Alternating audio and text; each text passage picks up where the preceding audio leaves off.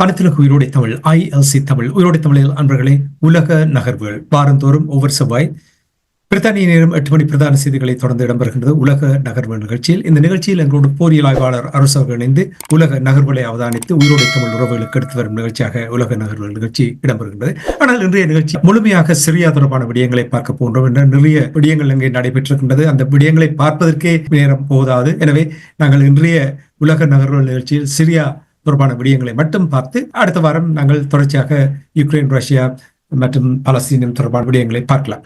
இங்கே கலைத்தளங்களோடு அரசவர்கள் இணைந்திருக்கின்ற வணக்கம் அரசவர்களே. வணக்கம். அனைத்து உயிரோடு தமிழ் உறவுகளுக்கு அன்பு கலந்த வணக்கம். உங்களுக்கும் வணக்கத்தை தெரிவித்துக் கொண்டு இன்று நான் ஏற்கனவே கூறியது போல் சிரியா தொடர்பான விடயங்களை பார்ப்போம். எதிர்பாராத வகை அந்த நாட்டில் 2011ஆம் ஆண்டு போர் ஆரம்பித்தது. அதன் பின் தொடர்ச்சியாக போர் நடந்து கொண்டு வந்திருந்தது. ஆனால் கொஞ்சம் கொஞ்சமாகத்தான் அந்த போர் நடைபெற்றுக் கொண்டு வந்தது. கடந்த 2-3 வாரங்களுக்கு பாரிய ஒரு மாற்றம் ஒன்று வந்திருக்கின்றது. இந்த நிலைமை தொடர்பாக என்ன நடக்கின்ற விடயங்களை முதலில் எங்களுடைய உறவுகளுக்கு கூறுங்கள். நவம்பர் 27ஆம் தேதி ஆரம்பிக்கப்பட்ட இந்த போர் ஒரு தாக்குதல் கிட்டத்தட்ட 11 நாட்களுக்கு இடையில் ஒரு நாட்டை முழுமையாக கைப்பற்றிய ஒரு நிகழ்வு நிகழ்ந்திருக்கின்றது. எல்லோருக்கும் ஒரு மிகப்பெரிய ஒரு ஆச்சரியமாக இருக்கின்றது. பல தரப்பினருக்கும் இது ஒரு மிகப்பெரிய ஆச்சரியம். திடீரென்று ஒரு ஆயுத குழு இவ்வாறு இதை செய்து முடித்தார்கள் என்ற ஒரு மிகப்பெரிய ஒரு ஆச்சரியம். ஆனால் கடந்த கால வரலாறுகளை நீங்கள் பார்த்தீர்கள் என்று சொன்னால் அந்த ஆச்சரியப்பட தேவையில்லையே என்று சொன்னால், உண்மையில் 2011ஆம் ஆண்டு, அதாவது அரபுலகில் வசந்தம் என்று கூறிக்கொண்டு அரபுலக நாடுகளை எல்லாவற்றையும் ஆக்கிரமிக்க மேற்குலகம் மேற்கொண்ட முயற்சி, அந்த முயற்சியில் உங்களுக்கு தெரியும் லிபியாவின் அதிபர் கேர்னல் கடாபி கூட கொல்லப்பட்டிருந்தார். அப்போது குறிவைக்கப்பட்டவர் தான் அசாத்.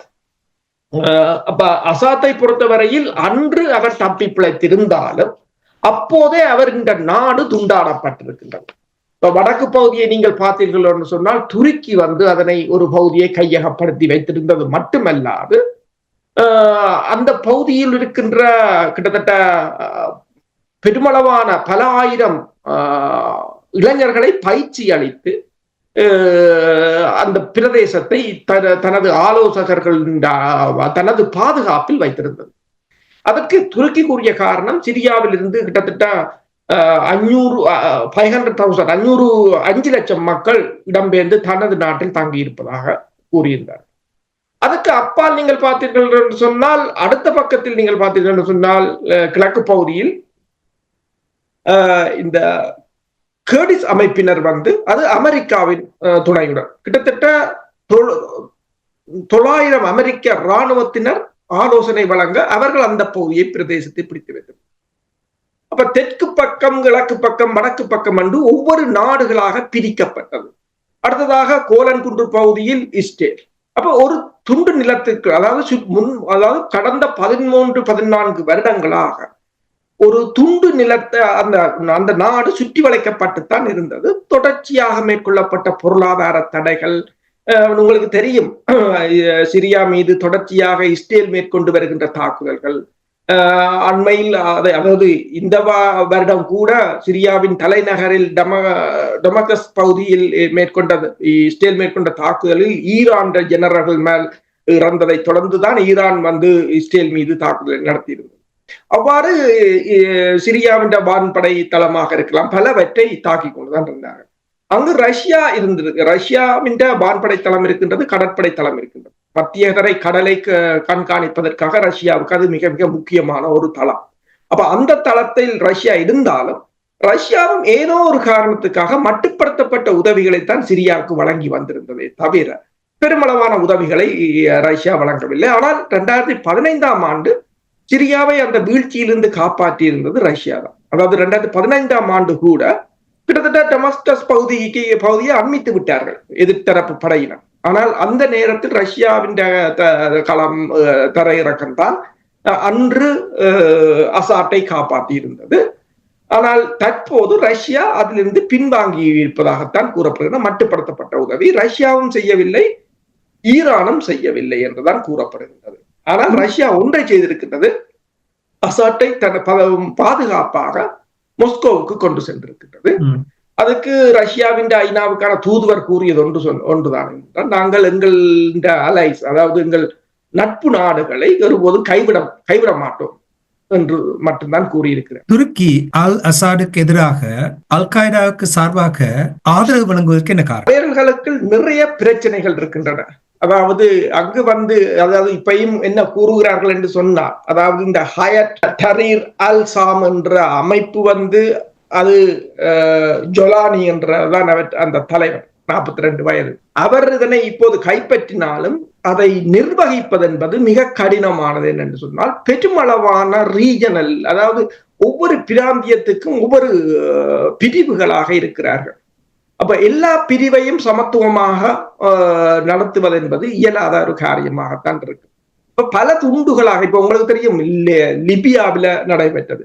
லிபியாவில இடம்பெற்ற அதாவது கேர்னல் கடாபியின் மரணத்துக்கு பிற்பாடு அங்கு அமெரிக்கா உருவாக்கிய அரசு கொஞ்ச நாட்களிலே கலைந்து போய்விட்டது. இப்போது ஒவ்வொரு பிராந்தியத்தையும் ஒவ்வொரு கட்டளை தளபதிகள் தான் தமது கட்டுப்பாட்டில் வைத்திருக்கிறார்கள். அதில் யாரும் ஒரு பகுதியை கையகப்படுத்தலாம். உதாரணமா பார்த்தீங்கன்னு சொன்னால் ரஷ்யா கூட ஒரு பிரதேசத்தை தனது கட்டுப்பாட்டில் தான் லிபியாவில் வைத்திருக்கின்றது. அந்த லிபியாவை கட்டுப்பாட்டுக்குள் வைத்திருப்பதற்குத்தான் ரஷ்யா இப்போது சிரியாவில் இருக்கிற கடற்படை வான்படை தளத்தை பயன்படுத்தி கொண்டிருக்கின்றது. அப்ப அதே போன்ற ஒரு நிலைமையாகத்தான் இருக்கிறது. இது துருக்கிக்கு ஆதரவாக துருக்கி தனது எல்லை பகுதியில் இருக்கும் அந்த பிரதேசத்தை துருக்கி தன்வசப்படுத்தி, அதாவது தனது கொண்ட்ரோலில் வைத்திருக்க வேண்டும் என்ற ஒரு நிலைப்பாட்டில் தான் அதனை அவர்களுக்கான ஆதரவை கொடுத்து வைத்திருக்கின்றது. இப்ப இந்த அமைப்பை பார்த்தீர்கள் சொன்னாலும் ஹயட் தஹீர் அல் சாம் அது முன்னர் ஒரு அல் qaeda அமைப்பு. அது அமெரிக்காவால் தடை செய்யப்பட்டது, ரஷ்யாவிலும் அது தடை செய்யப்பட்டுதான் இருக்கு.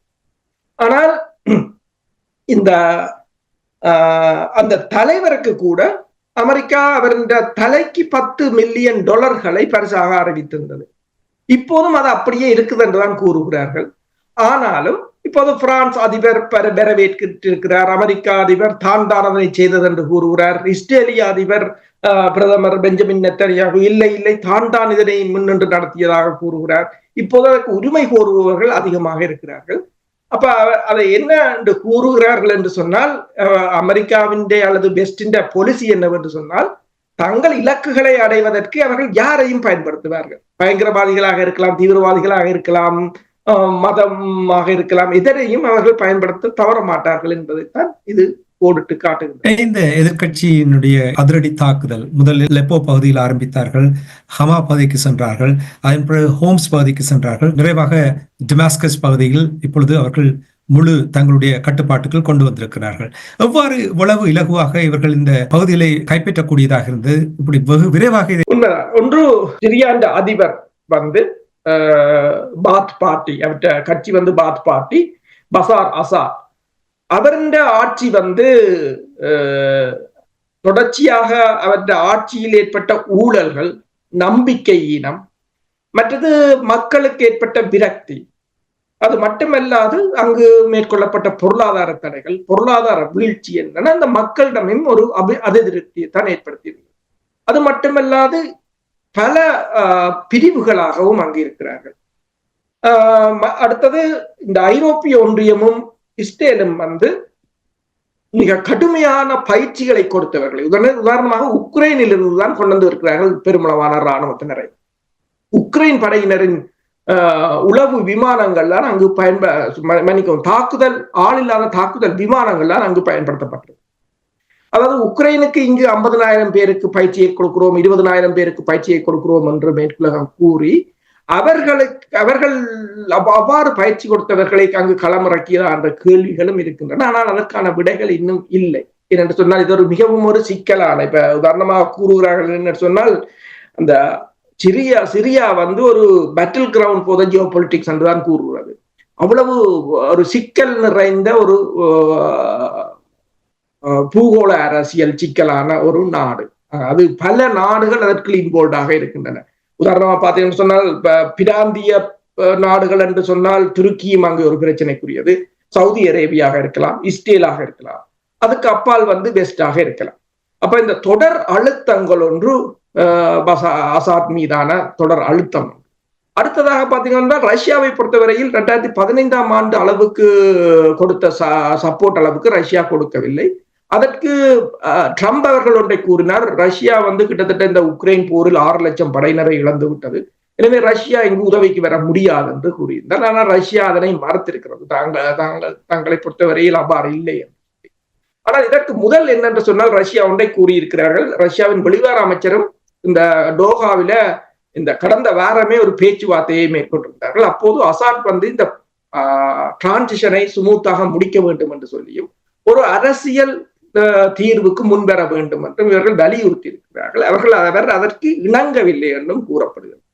அதன் பிற்பாடு ஈரானும் ரஷ்யாவும் கைவிட்டு விட்டதாகத்தான் கூறப்படுகின்றது.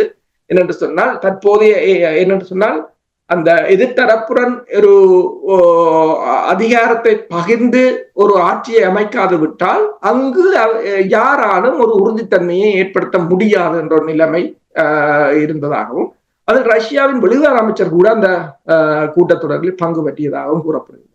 இப்ப ரஷ்யா முதலில், அதாவது கடந்த வாரமே ரஷ்யா முதலுக்கு அவர்களுக்கு சொல்லி இருக்கிறார்கள், நீங்கள் அதாவது பதவியை விட்டு விலக சொல்லியும் சுமூத்தாக இந்த டிரான்சிஷனை முடிக்க சொல்லியும் கூறியிருக்கிறார்கள். ரஷ்யா தரப்பிலிருந்து அவருக்கு ஆலோசனை வழங்கப்பட்டதாக கூறப்படுகிறது. அதற்கு பிறகு ரஷ்யா எதுவும் கலைக்கவில்லை. ரஷ்யா ஒன்றை செய்து இருக்கின்றது, அதாவது இந்த பிரதமர் அதாவது 8ஆம் தேதி டிசம்பர் 8ஆம் தேதி டொமஸ்கஸ் தலைநகரை எதிர்த்தரப்பினர் சுற்றி வளைத்த போது ரஷ்யா அசாட்டை தனது வான்படை தளத்துக்கு பாதுகாப்பாக அழைத்து சென்று அங்கிருந்து விமானம் மூலம் ரஷ்யாவுக்கு கொண்டு சென்றிருக்கிறது. அந்த விமானத்தை அவர்கள் அங்கிருந்து விமானம் கிளம்பிய பிற்பாடு ரடார் திரைகளில் இருந்து அதனை மறைத்திருக்கிறார்கள், ஓஃப் பண்ணி இருக்கிறார்கள். அப்ப அதை ஓஃப் பண்ணினோன்னா ராய்ட்டர் நிறுவனம் போய் ஒரு செய்தியை வெளியிட்டிருந்தது, அசாட் சென்ற விமானம் விபத்துக்குள்ளாகி விட்டது என்று சொல்லித்தான் அதை சொல்லியிருந்தார்கள். ஆனால் அதன் பிற்பாடுதான் ரஷ்யாவில் அது தர இறங்கியதாகவும் அங்கிருப்பதாக கூறப்படுகின்றது. இப்போது ரஷ்யாவின் வெளிவார அமைச்சர் பேச்சாளருடைய கூறியிருக்கிறார், ராய்ட்டர் இவ்வாறு பொய்யான செய்திகளை பரப்பியதற்கு மன்னிப்பு கேட்குமா என்றும் அவர்கள் கேட்டிருக்கிறார்கள். அதாவது நாங்கள் இங்கே கதைப்பது போலதான் ஒரு உலகத்தில கடகடண்டு பல மாற்றங்கள் ஒவ்வொரு வாரமும் நிகழ்ந்து கொண்டுதான் இருக்கின்றன. இந்த சிரியாவின் நிலையை இந்த மத்திய கிழக்கில ஒரு பதட்டமான சூழ்நிலையைத்தான் உருவாக்கி இருக்கின்றது தற்போதைய. உண்மைதான், நீங்கள் கூறுவது போல் வெகு விரைவாக இந்த மாற்றங்கள் வந்து கொண்டிருக்கின்றது. அசாடினுடைய வீழ்ச்சிக்கு அமெரிக்காவுடைய பங்களிப்பு எவ்வளவு இருந்திருக்கிறது? அமெரிக்கா உங்களுக்கு தெரியும், தொடர்ச்சியாக பொருளாதார தடைகள், தொடர்ச்சியாக தாக்குதல்களை மேற்கொண்டு இஸ்ரேல் மூலம் சிரியா மீது தொடர்ந்து தாக்குதல்களை நடத்தி கொண்டு வந்தது அமெரிக்கா தான். ஆனால் இஸ்ரேல் ஒன்றை கூறுகிறது, அதாவது ஹமாஸின் தளத்தை தாங்கள் முறியடித்து விட்டதாகவும் ஹிஸ்புல்லாக்களின் தலைமை பீடத்தை அழித்து விட்டதாகவும், இப்போது சிரியா ஈரான் ஊடாக ஹிஸ்புல்லாக்களுக்கு ஆயுத விநியோகம் சிரியாவின் ஊடாக இடம்பெறுவதாகவும், சிரியாவும் தற்போது அழிக்கப்பட்டிருப்பதால் தங்கள் எல்லை பகுதி ஒரு பாதுகாப்பாக இருப்பதாக அவர்கள் உணர்வதாக கூறுகிறார். ஆனால் மறுபடமாக பார்த்தீர்கள் என்று சொன்னால் இஸ்ரேல் தொடர்ச்சியாக சிரியாவின் வான்படை தளங்கள், ஆயுத களஞ்சியங்களை தாக்கி வருகிறது. உதாரணமா பார்த்தீர்கள், சிரியாவிடம் வான்படையில் இருந்த MiG-29 ரக விமானங்களை கூட தாக்கி அளித்திருக்கிறார்கள். அதே போல அமெரிக்காவில் நீங்கள் பார்த்தீங்கன்னு சொன்னால் இந்த அசாட்டின் வெளியேற்றத்திற்கு பின்னர் ISIL என்ற அமைப்பு இருந்த இடங்கள் மீது கிட்டத்தட்ட B-52 ரக கனரக குண்டுவீச்சு விமானங்களாக இருக்கலாம், F-15 ஈகிள் ரக விமானங்களாக இருக்கலாம், இவற்றின் மூலம் குண்டு தாக்குதல்களை மேற்கொண்டு வருகிறார்கள். அதற்கு காரணம் என்னன்னு சொன்னால் அங்கிருக்கின்ற நீண்ட தூர ஆயுதங்களில் சில சமயங்களில் ஹிஸ்புல்லாக்களிடமோ அல்லது இந்த அமைப்பினரிடமோ செல்லலாம் என்று. ஏனென்றால் அங்கு தற்போதைய இந்த எதிர்த்தரப்பும் கூட, உதாரணமாக HTS என்ற இந்த அமைப்பு கூட அந்த பகுதியில் ஒரு பகுதியைத்தான் கட்டுப்பாட்டில் வைத்திருக்கலாமே தவிர மறுபகுதியை அல்ல. இனி யாரும் இதற்கு ஒவ்வொரு பிரிவாக பிரித்து அந்த சிரியாவை துண்டு போடலாம் என்ற ஒரு நிலை இருக்கின்றது. எனவேதான் அந்த ஆயுதங்களை இயலுமானவரை அழித்து விட வேண்டும் என்று அழிக்கும் நடவடிக்கையில் ஈடுபட்டிருப்பதாக கூறப்படுது. ஆனால் இன்னொரு தியரி கூறப்படுகின்றது என்னன்னு சொன்னால், அதாவது இந்த சிரியாவுக்கு மீது மேற்கொள்ளப்பட்ட தாக்குதலை அமெரிக்கா தனக்கு சாதகமாக பயன்படுத்தும் என்று சொல்லியும், என்றால் சிரியாவில் உள்ள ஆயுதங்களை அப்படியே உக்ரைனுக்கு வழங்குவதற்கு அவர்களுக்கு இலகுவாக இருக்கும் என்று. ஏனென்றால் சிரியாவிடம் உள்ள ஆயுதங்கள் பெருமளவான சோவியத்தின் ஆயுதங்கள். அதில் பார்த்தீங்கன்னா கவச வாகனங்கள், கனரக வாகனங்கள் கூட 4000க்கும் மேற்பட்ட இருக்குன்னா அதுல 1000 டாங்கிகள் இருக்கின்றன. T-65 இருக்கலாம், மன்னிக்கணும் T-62 இருக்கலாம், அல்லது T-72 ரக டாங்கிகளாக இருக்கலாம். அவற்றை உக்ரைனுக்கு மாற்றலாம். அது உக்ரைனுக்கு இந்த போருக்கு அது உதவலாம் என்று கூறப்படுகின்றது. இந்த நிலையத்தான் செலன்ஸ்கி கிட்டத்தட்ட 2 லட்சம் படையினரை மீண்டும் திரட்டப் போவதாகவும் கூறியிருக்கிறார். அது போர் மெல்ல மெல்ல விரிவடைந்து கொண்டு செல்கின்றதை தவிர எந்த ஒரு கட்டத்திலும் அது ஒரு தனிவு நிலையை எட்டுவதற்கான சாத்தியங்கள் குறைவாகத்தான். இப்ப நீங்கள் யுக்ரைன் தொடர்பாக கூறும் பொழுது அவர்களுக்கு ஆயுதங்களை கொண்டு போக போறார் என்றால் நான் நினைக்கிறேன் அது நடக்காது போல் இருக்கின்றார். ஜெலன்ஸ்கி அவர்கள் இப்பொழுது ஒத்துக்கொண்டிருக்கின்றார். 43,000 இராணுவத்தினர் கொல்லப்பட்டு விட்டார்கள் என்று கூறிவிட்டார்கள். 2,000 பேரை 20,000 பேர் எடுத்தாலும் கூட அது எவ்வளவு தூரம் தாக்குப்பிடிக்க போகிறது தெரியல. அவர்களுடைய கதைகளை, அவர்களுடைய செய்திகளை பார்க்கும் பொழுது போரை முடிவுக்கு கொண்டு வருவதுதான் அவர்கள் விரும்புகிறார்கள் போல் தெரிகின்றது என்று நிச்சயமா. அப்படி நீங்க பார்க்கவில்லையா?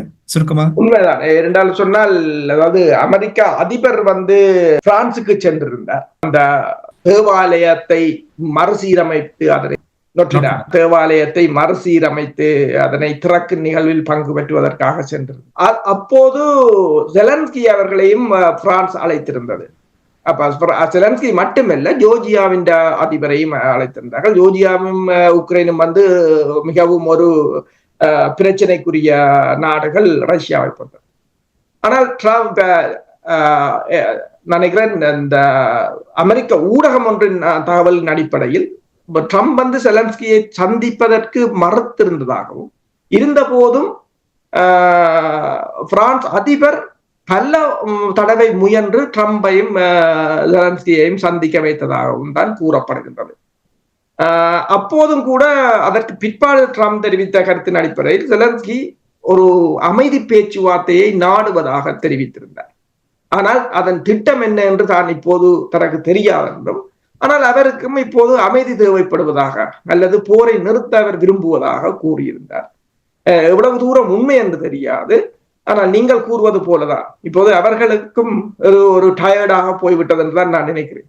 விருப்பத்தை வெளிப்படுத்துவதனுடைய உடல் மொழி, அவர்கள் பேசுகின்ற விதங்களை பார்க்கும் பொழுது தெரிகின்றது இனியும் தாக்கு பிடிக்க முடியாது என்று போல இருக்கின்றது. சரி, அந்த விடயத்தை நாங்கள் இன்னொரு நிகழ்ச்சியில் பார்ப்போம். நான் மீண்டும் உங்களை சிரியாவுக்கு அழைத்து வருகின்றேன். சிரியா தொடர்பாக நீங்கள் கூறும் பொழுது அமெரிக்காவுடைய ஈடுபாடு தொடர்பாக கூறினீர்கள். சிறு சிறு துண்டுகளாக பங்கு போட்டு விடுவார்கள் என்ற அந்த பயம் இருக்கின்ற பொழுது சிரியாவுடைய அதிபர் அசாத் அவர்கள் ரஷ்யாவுக்கு தஞ்சம் கோரி அங்கே சென்றிருப்பது, இது என்ன விதமான மாற்றத்தை அங்கே கொண்டு வரப் போகின்றது சிரியாவில்?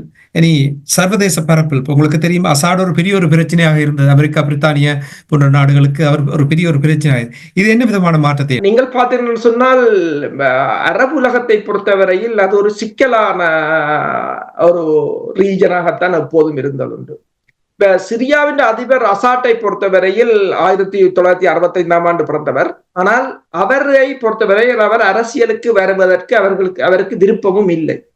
அவரை பொறுத்தவரையில் அவர் மருத்துவத்துறை கல்வியைத்தான் முடித்தவர். ஒப்டமோலஜிஸ்டா தான் தனது கல்வியை முடித்தவர். அதன் பிற்பாடு அவர் வந்தது லண்டனுக்கு. லண்டனில் தான் அவர் உயர் படிப்பையும் படித்திருந்தார். அந்த சமயம் அவரின் மூத்த சகோதரர் பசிலின் மரணத்தை தொடர்ந்துதான் அவர் மீண்டும் சிரியாவுக்கு சென்றவர். சிரியாவுக்கு சென்ற பிற்பாடு அவரின் தந்தையார் தான் அப்போது அரசு தலைவராக இருந்தவர், ஹஃபஸ் அசாட். அவரின் மரணத்தை தொடர்ந்துதான் இவர் ஒரு ஆக்சிடென்டாக வந்த என்றுதான் கூறுகிறார். அவருக்கு அரசியலுக்கு வருவதற்கு அவர் அப்போது அந்த பாதையை அவர் தேர்ந்தெடுக்கவில்லை என்று, ஒரு ஆக்சிடென்டாக வந்தது என்றுதான் கூறப்படும். அதன் பிற்பாடு நீங்கள் பார்த்தீர்கள் சொன்னால் அவருக்கும் இஸ்ரேலுக்கும் இடையிலான உறவுகள் வலுவாகத்தான் இருந்தது சிரியாவின் அசாட்டின் காலப்போது. அதாவது அவர் அரபு நாடுகளுக்கு விடுமுறையில் செல்வதை விட இஸ்ரேலுக்கு செல்வதுதானா முன்னர் அதிகம். ஆனால் பின்னர் இருதரப்பும் எதிராக மாறியிருப்பார். அதான் அந்த நிலைமை. அப்ப இப்ப இருக்கிற இந்த எதிர்த்தரப்பு கூட நாளைக்கு எதிராக மாறலாம். அதான் அந்த சிக்கல். இப்ப நீங்க பாத்தீங்கன்னு சொன்னால் இந்த எதிர்த்தரப்புக்கு எஸ்டிஎஸ்க்கு தலிபான் தனது வாழ்த்துக்களை தெரிவித்திருக்கிறது. தலிபானுக்கு சிலவளை என்ன நடக்குது என்று தெரியாதோ அல்லது உண்மையில் அவர்களுடைய சிலவளை அல் கைடா அமைப்புன்றபடியால் தொடர்புகள் இருக்கிறதோ என்றது மிகப்பெரிய ஒரு கேள்விக்குறியாகத்தான் இருக்கு. அமெரிக்காவும் ஒன்றை கூறுகிறது, அதாவது அல் ஜசீரா ஒன்றை கூறுகிறது என்று சொன்னால், கடந்த 2 வாரங்களுக்கு முன்னர் அமெரிக்கா ஒரு திட்டத்தை வகுத்திருந்தது. சிரியா மீதான தடைகளை நீக்குவதன் ஊடாக அசாட்டை தங்கள் வழிக்கு கொண்டு வருவதற்கு அமெரிக்கா முயன்றதாக கூறப்படுகின்றது. அதற்கான பேச்சுக்களை பைடன் மேற்கொண்டதாகவும் கூறப்படுகின்றது. ஆனால் இது அல் ஜசீராவுக்கு அமெரிக்காவின் புலனாய்வுத்துறையின் அதிகாரி தெரிவித்த கருத்து.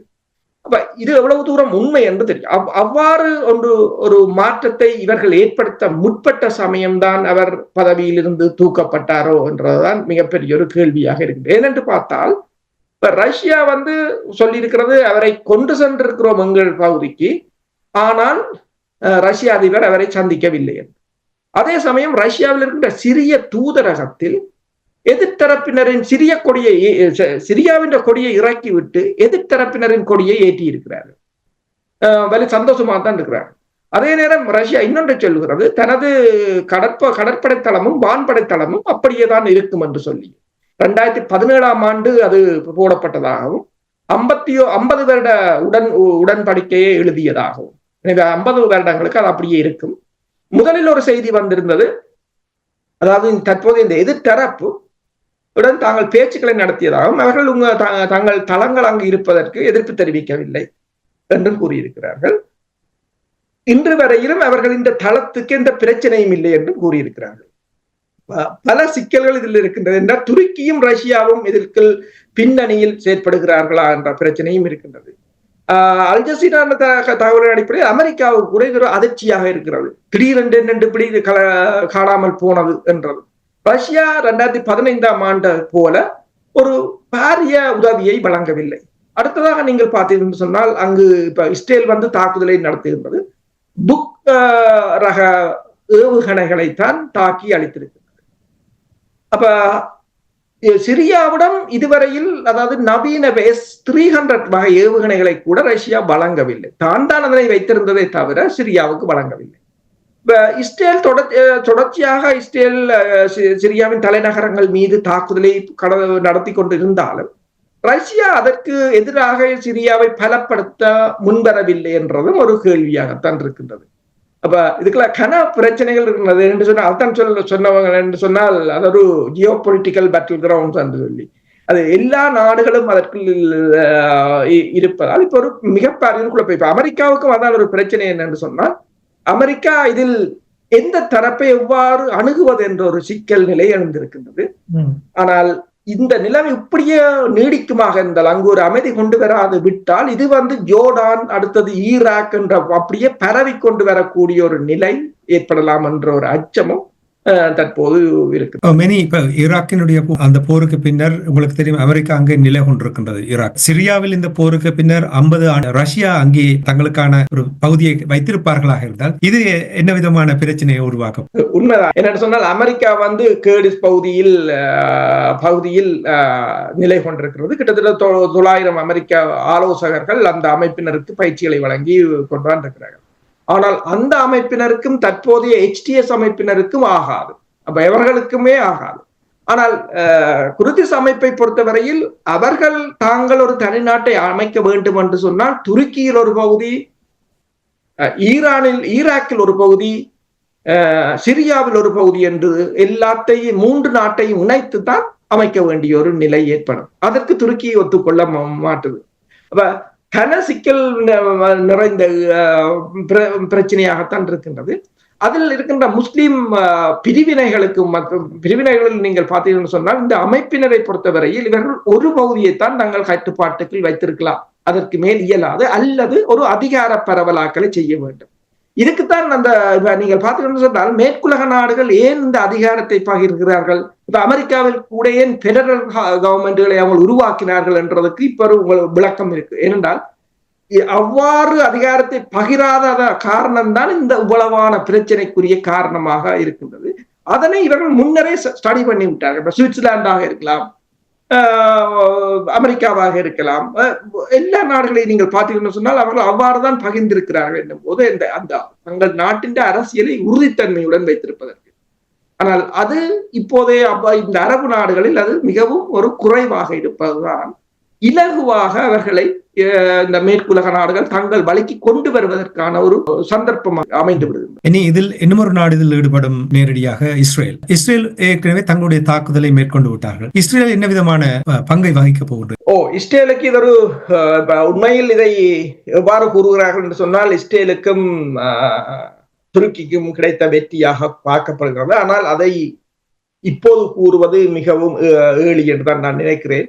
என்று சொன்னால் இன்னும் இது எவ்வாறு நிகழ்ந்தது என்பதற்கான விடைகள் பல இடங்களிலிருந்து தெளிவாக வரவில்லை. ஏனென்று சொன்னால் ஒன்றை கூறுகிறார்கள், இவ்வளவு 1000 படையினர் பாலைவனத்தின் கூடாக நகர்ந்ததை ரஷ்யாவின் புலனாய்வுத்துறை எவ்வாறு கண்டறியாது விட்டது என்றது, அல்லது சேட்டலைட் மூலம் எவ்வாறு பார்க்க முடியாது போனது என்று. அப்ப இதை இப்ப இன்னொரு படைத்துறை ஆய்வாளர் கூறும்போது கூறியிருக்கிறார், அதாவது October 7 நடந்த தாக்குதலை உலகின் மிகச்சிறந்த புலனாய்வு அமைப்பான மொசாட் அமைப்பு எவ்வாறு தவறவிட்டதோ அதே போன்ற ஒரு புலனாய்வுத்துறையின் தோல்வியாகத்தான் பார்க்கப்படுகிறது. ஆனால் ஈரான் இதில் மிகவும் ஆக்டிவாக இருந்தது. ஈரான் படைத்துறை ஆலோசகர்கள் தான் இதில் பிரதான பங்கு வகித்தவர்கள். ஆனால் அவர்கள் கூட என்னென்று இதனை காணாது விட்டார்கள் என்ற கேள்விகளும் இருக்கின்றன. பல கேள்விகளுக்கு விடைகள் இல்லை. ஆனால் அதே சமயம் நீங்கள் கேட்டது போல இஸ்ரேல் இதில் என்ன பங்கு வகிக்க போகிறது என்று சொன்னால், இஸ்ரேல் தானது வெற்றியை கொண்டாடினாலும் இஸ்ரேலுக்கு ஒரு மிகப்பெரிய ஒரு சங்கடமான நிலை. ஏனென்றால் அசாட் இருக்கும் வரையிலும் அந்த நாடு ஏதோ ஒரு வகையில் ஒரு கட்டுக்காப்புக்குள் இருந்தது. ஆனால் இனி அங்கு யார் எப்படி இருக்க போறார்கள் என்று தெரியவில்லை, யார் கண்ட்ரோல் பண்ண போறார்கள் என்று தெரியவில்லை. இப்ப லிபியாவிலும் அதுதான் நடந்தது. இப்ப லிபியாவின் ஒரு பகுதியை ரஷ்யாவே வச்சிருக்கிற அளவுக்கு லிபியாவின் நிலைமை மாறிவிட்டது. அதை கண்காணிப்பதற்குத்தான் சிரியாவில் இருக்கிற தளத்தை ரஷ்யா மெயின்டைன் பண்ணி கொண்டிருக்கிறது. சூடானையும் லிபியாவையும் தன் கட்டுப்பாட்டுக்குள் வைத்திருப்பது. அப்ப இஸ்ரேல் இப்போது என்ன செய்திருக்கிறது என்றதுன்னா, அந்த கோலன் குன்று பகுதியில் ஒரு 2 தரப்பும் போக முடியாத ஒரு பஃபர் இருந்தது. அந்த பஃபர் தண்ட படையினரை நகர்த்தி இருக்கிறது. அது மட்டுமல்லாது தொடர்ச்சியாக தாக்குதலை மேற்கொண்டிருக்கிறது. அதாவது சிரியாவில் இருந்த ரசாயன ஆயுதங்களை அளித்ததாக கூறுகிறது. அது வளமையாக கூறுவதுதான் இவர்கள் பேரழிவை தரும் ஆயுதங்கள், ரசாயன ஆயுதங்கள் என்றெல்லாம் கூறுவார்கள். அதை அளித்ததாக கூறுகிறார்கள். இப்ப எதிர்த்தரப்பு இஸ்ரேலுக்கு ஆதரவாக இருக்கும் என்று சொன்னால் இவர்கள் இவ்வளவுக்கு தாக்குதல்களை நடத்தி அந்த இடத்தை அழிக்க வேண்டிய தேவை ஏற்படாது. ஆனால் இப்போது கிடைத்த சந்தர்ப்பத்தை பயன்படுத்தி அதை ஒரு ஆயுதங்கள் அற்ற பகுதியாக மாற்றுவோம் ஒரு முயற்சியாகத்தான் அமெரிக்காவும் இஸ்ரேலும் வேகமாக மேற்கொண்டு வருகின்றார்கள். என்னும் போது இந்த பொலிட்டிக்கல் வேக்யூமை வெவ்வேறு நாடுகள் தங்களுக்கு ஆதரவாக பயன்படுத்தி இஸ்ரேலுக்கு எதிராக திரும்பினாலும் ஆச்சரியப்படுவதற்கு இல்லை என்ற ஒரு நிலைமை இருக்கின்றது. இவர்களுக்கு தெரியும். ஏனென்று சொன்னால் அசாட் கூட முன்னர் ஒரு காலத்தில் இஸ்ரேலின் தோழனாகத்தான் இருந்தவர் என்றால் அவரை பொறுத்தவரையில் அவர் லண்டன்ல படித்தபடியால் கூடுதலாக வெஸ்டர்ன் கல்ச்சர்ல தான் அவர் இருந்தவர் என்றுதான் கூறப்படுகின்றது. அதன் பின்னர் தான் மாறினானே தவிர அதற்கு முன்னர் மேற்குலக நாடுகளுக்கு தான் கடுமையான ஒரு தோழனாக இருந்தது. சதாம் ஹுசேனும் அவ்வாறுதான் இருந்தார். அப்போ இந்த சதாம் ஹுசேன் இறந்த பிற்பாடு அரபு லீக் மாநாட்டில் கடாபி பேசும்போது ஒன்றை கூறினார், இன்று சதாம் ஹுசேனுக்கு நடந்ததுதான் நாளைக்கு எங்கள் எல்லோருக்கும் நடக்கும். அப்போது முபராக்கும் அசாட்டும் சிரித்தார்களே தவிர அதை சீரியஸாக எடுக்கவில்லை.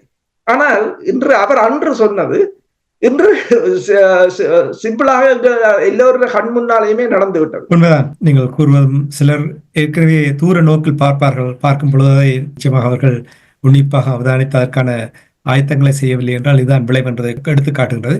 இப்ப கன விடயங்கள் அங்கே நடந்திருக்கிற அந்த பகுதியில், அந்த மத்திய கிழக்கு நாட்டில் இப்ப நீங்கள் கூறினீர்கள் சிரியாவில் ரஷ்யாவுடைய படைத்தளம் இருப்பது, இன்னும் ஒரு பகுதியில் இருக்கின்ற சொன்னீர்கள். அந்த பகுதியில் இவைகள் எல்லாம் இருக்கின்ற இந்த நேரத்தை இது ரஷ்யாவுக்கு பலமான ஒரு நிலைமை ஏற்படுத்தி கொடுப்ப, ஒரு போர் ஒன்று வந்தால், உலக போர் ஒன்று வந்தால் ரஷ்யாவுக்கு ஒரு பலமாக அமைந்திருக்குதா படைத்தளங்களை இந்த பகுதியில் வைத்திருப்பது? சொன்னால் ரஷ்யாவை பொறுத்தவரையில் அது மத்திய தரை கடலை தனது கட்டுப்பாட்டுக்குள் வைத்திருப்பதற்கு ரஷ்யாவுக்கு இந்த தளம் மிகவும் முக்கியமானது. எனவேதான் ரஷ்யா அந்த தளத்தை தக்க வைப்பதற்கு முயன்று வருகின்றது. அதே போலதான் உங்களுக்கு தெரியும், இந்த 2011 ஆண்டு ஆரம்பித்த போர் 2015 ஆண்டு அசாட்டின் அரசாங்கத்தை பதவியிலிருந்து அகற்ற அளவுக்கு சென்ற போது ரஷ்யா தனது முழு பலத்தையும் பிரயோகித்து அதனை தடுத்தது மட்டுமல்லாது அதன் பின்னர் அங்கு அது தனது தளத்தையும், அதாவது வான்படை தளமாக இருக்கலாம் அல்லது கடற்படை தளமாக இருக்கலாம், இந்த 2 தளத்தையும் மிகவும் பலப்படுத்தி இருந்தது ரஷ்யா. அந்த தளத்தின் ஊடாகத்தான் லிபியாவை, இப்போது லிபியாவில் இருக்கின்ற ஒரு பகுதியை கண்ட்ரோல் பண்ணுகின்ற அமைப்பை ரஷ்யா தான் இப்போது தனது கட்டுப்பாட்டுகள் வைத்திருக்கின்றது. ரஷ்யா அங்கு லிபியாவுக்கு ஆயுத உதவிகளையும் செய்கிறது மட்டுமல்லாது அவர்களுடன் ஒரு வர்த்தக உறவு மட்டுமல்லாது அவர்களுக்கான படைத்துறை உதவிகளையும் வழங்குவதற்கு ரஷ்யா இப்போது முயன்று வருகிறது. அதே போல சூடானையும் ரஷ்யா இந்த சிரியாவின் தளத்தின் ஊடாகத்தான் சூடானையும் ரஷ்யா தனது கட்டுப்பாட்டுகள் அல்லது தனது பார்வையின் வைத்திருப்பதற்கு அதனைத்தான் மேற்கொண்டு வருகிறது. ரஷ்யாவை பொறுத்தவரையில் அடுத்தது இப்ப போர் என்று ஆரம்பித்து விட்டால் அல்லது மல்டிபோலர் வேர்ல்ட் என்று சொன்னாலுமோ அல்லது ரஷ்யா தனது பலத்தை விஸ்தரிக்க வேண்டும் என்று சொன்னாலுமோ இந்த பிரதேசம் ரஷ்யாவுக்கு மிக மிக முக்கியமானது ஒன்று. ரஷ்யா அதனை விட்டுக் கொடுக்காது. ஆனால் அதிலிருந்து சில சமயங்களில் இது வெளியேற வேண்டிய ரஷ்யாவுக்கு வந்தால் ரஷ்யாவுக்கு அது ஒரு மிகப்பெரிய ஒரு பின்னடைவாகத்தான் இருக்கும். எனவேதான் ரஷ்யா ஒன்றை கூறுகிறது. இப்ப ரஷ்ய தரப்பு முதலில் சிரியா வீழ்ச்சி அடைந்த பிற்பாடு முதலாவது கேள்வி எழுந்திருந்தது, ரஷ்யாவுக்கு எவ்வளவு பின்னடைவை கொடுக்கும் என்றவர். ஆனால் ரஷ்யாவின் தூதரமாக இருக்கலாம் அல்லது ரஷ்யாவின் தளமாக இருக்கலாம், அனைத்தும் எந்தவித பிரச்சனையும் இல்லாமல் அங்கு இயங்குவதாகத்தான் கூறப்படுகின்றது. அவ்வாறு என்று சொன்னால் ரஷ்யா ஏற்கனவே ஒன்றை கூறியிருக்கிறது, தாங்கள் அந்த எதிர்த்தரப்பினருடன் பல சுற்று பேச்சுக்களை நடத்தி இருப்பதாக கூறப்படுகிறது. இந்த நிலையில் தான் இப்போது மாஸ்கோவில் எதிர்த்தரப்பினரின் கொடி அங்கு ஏற்றப்பட்டிருக்கிறது. ரஷ்யாவில் இருக்கின்ற சிறிய தூதரகத்தில் ஏற்றப்பட்டிருக்கிறது. ஈரானுக்கு இது ஒரு மிகப்பெரிய ஒரு பாரிய பின்னடைவாக இருக்கலாம் என்றுதான் அவதானிகள் கூறுகிறார்கள். என்ன சொன்னால் ஈரான் சிரியாவின் ஊடாகத்தான் ஹிஸ்புல்லாக்களுக்கான உதவிகளை வழங்கி கொண்டிருந்தது. இப்போது அது தடுக்கப்பட்டிருக்கு. இது ஹிஸ்புல்லாக்களுக்கும் மிகப்பெரிய ஒரு பாதிப்பை ஏற்படுத்தலாம். ஆனால் ஈரான் ஒன்றை கூறியிருக்கிறது, தாங்களும் அந்த தரப்பினருடன் பேச்சுக்களை நடத்துவதற்கு தயாராக இருப்பதாகவும் பேச்சுக்களை நடத்த முயன்றதாகவும் கூறியிருக்கிறார்கள்.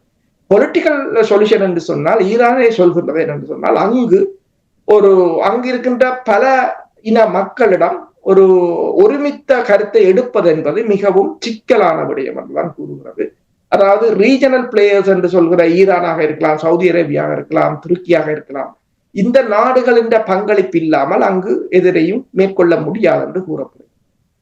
இப்போது இந்த எதிர்த்தரப்பை பொறுத்தவரையில் ஒரு வெற்றி களிப்பில் இருக்கிறார்கள். இதற்கு அடுத்து என்ன நடைபெறப் போகிறது என்பதைத்தான் இப்போது எல்லோரும் ஆவலாக பார்த்துக் கொண்டிருக்கிறார். ஈரானுக்கு இது ஒரு பின்னடைவாக நீங்கள் பார்க்கிறீர்களா? ஈரானுக்கு அவ்வாறுதான் கூறுகிறார்கள் என்று சொன்னால், ஆனால் ரஷ்யாவு இதை தனக்கு ஒரு பின்னடைவாக பார்க்கவில்லை என்றால் அது ஈரானுக்கு பின்னடைவாக இருக்காது. ஆனால் ஈரானுக்கு ஒரு பின்னடைவு என்னென்று சொன்னால், ஈரான் கடந்த 10 வருடமாக சிரியாவுடன் ஒரு நல்லுறவை ஏற்படுத்தி ஒரு பலமான அங்கு ஒரு தனக்கான ஒரு கூட்டணி நாடொன்றை உருவாக்கின்றது. உங்களுக்கு தெரியும், சிரியாவில் தான் ஈரான் ஆலோசகர்கள் பெருமளவில் அங்கு பணியாற்றி இருந்தார்கள். அங்கு வைத்துத்தான்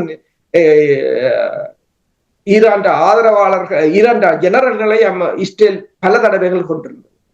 ஆனால் ஈரானை பொறுத்தவரையில் தனியே சிரியா மட்டுமில்லை, ஈராக்குடனும் ஒரு நல்ல உறவுகளைத்தான் மேற்கொண்டிருந்தார். 2020 ஆண்டு சொலைமனி ஈராக்கில் வைத்துத்தான் கொல்லப்பட்டிருந்தார்.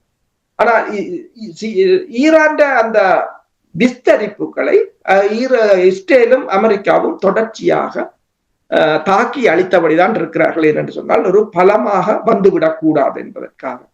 அவ்வாறான ஒரு நிலையில், பலவீனமான நிலையில் தான் அசாத்தையும் அவர்கள் வைத்திருந்தார்கள். அது அவர்களுக்கு இப்போது 10 வருடங்கள் கழித்து, 13 வருடங்கள் கழித்து அவர்களுக்கு ஒரு வெற்றியை கொடுத்து விட்டதாகத்தான் கூறப்படுகின்றது.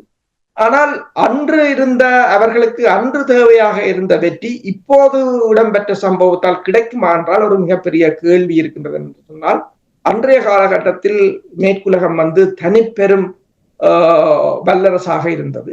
ஆனால் இன்றைய காலகட்டத்தில் அவ்வாறு இல்லை.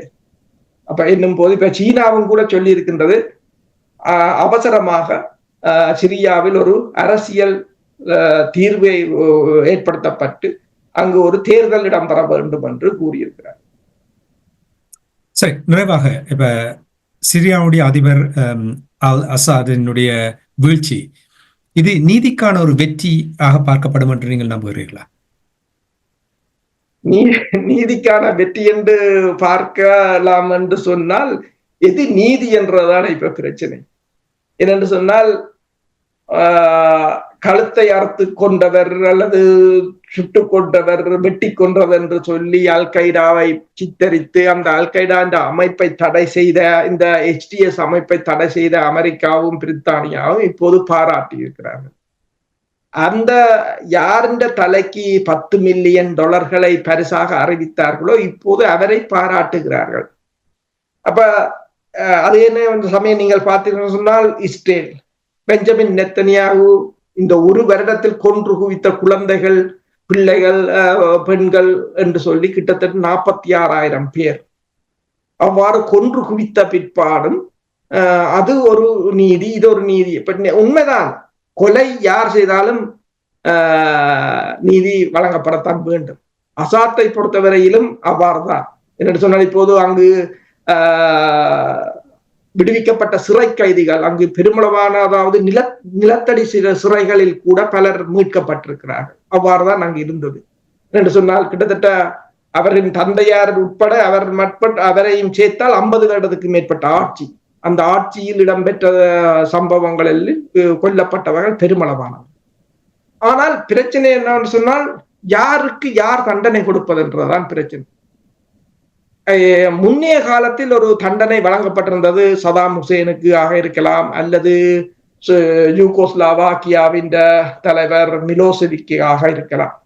அப்போது தனிப்பெரும் பலத்துடன் இவர்கள் இருந்தபடியா மேற்குலகம் அவர்கள் தாங்கள் நல்லவர்களாகவும் இவர்களை தீயவர்களாகவும் காட்டி தண்டனையை வழங்கி உலகத்தை ஏமாற்றியாச்சு. ஆனால் இப்போது அவ்வாறு இல்லை. எனவேதான் துணிச்சலாக ரஷ்யா அசாத்தை தனது நாட்டுக்கு கொண்டு சென்றிருக்கின்றது. ஏனென்றால் பிடிபிராந்தை பொறுத்தவரையில் ரஷ்ய அதிபர் மீதும் இருக்கின்றது, பெஞ்சமின் நெத்தனியாகு மீதும் இருக்கின்றது. இப்ப உலகம் இப்போது அவ்வாறுதான் இருக்கின்றது. தண்டிக்க வேண்டும் என்று சொன்னால் இரு பகுதியும் தான் தண்டனையை பெற வேண்டும். இதை எந்த பகுதியால் இதை சரி செய்வது என்பது தெரியாமல் ஐக்கிய நாடுகள் சபை திணறிக் கொண்டிருக்கின்றது. அது என்ன செய்வது என்றே அவர்களுக்கு தெரியாத ஒரு நிலை இருக்கின்றது. இந்த சிஸ்டம் முழுக்க மாற வேண்டிய ஒரு நிலை ஏற்பட்டிருக்கின்றது. ஆனால் இன்னும் போர் முடியவில்லை. போர் மெல்ல மெல்ல இன்னும் விஸ்தரித்துக் கொண்டு வருகின்றது. இந்த போர் ஒரு ஓய்வுக்கு வந்தால்தான் யாருக்கு யார் தண்டனை வழங்குவது என்பதை இவர்கள் உட்கார்ந்திருந்து யோசிக்கலாம். அதற்கு இன்னும் ஒரு போர் வேணும். அப்படி அதை முன்னிலையில் நடத்தியது என்று இப்ப நீங்கள் சதாம் ஹுசேன் தொடர்பாக கூறும்பொழுது உங்களுக்கு தெரியும், சதாம் ஹுசேன் கிட்டத்தட்ட 20,000க்கு மேற்பட்டவர் கொண்டார் என்று கூறினார்கள். ஆனால் இவர்கள் அங்கே போர் என்று சென்று 4 மடங்கு அதிகமாக கொண்டு விட்டார்கள். இனி 4 மடங்கு உடல் உறுப்புகளை இழந்து இயங்க முடியாமல் இருக்கின்றார்கள் எத்தனையோ பேர் என்ற செய்திகள் கூட நாங்கள் பார்த்திருக்கின்றோம். எனவே இவர்கள் அந்த மனிதாபிமான இவற்றை அவர்கள் பார்க்க மாட்டார்கள். நீங்கள் கூறுவதுதான் சரி. எனவே அவர்கள் தங்களுக்கு போராடி ஒரு முடிவுக்கு வருவார் என்ற நம்பிக்கையோடு இன்றைய உலக நகர்வு நிகழ்ச்சியை நாங்கள் நிறைவு கொண்டு வருவோம். மீண்டும் இன்னொரு நிகழ்ச்சியில் இருந்திருப்போம். அதற்கு நன்றி, வணக்கம் அரசர்களே. நன்றி.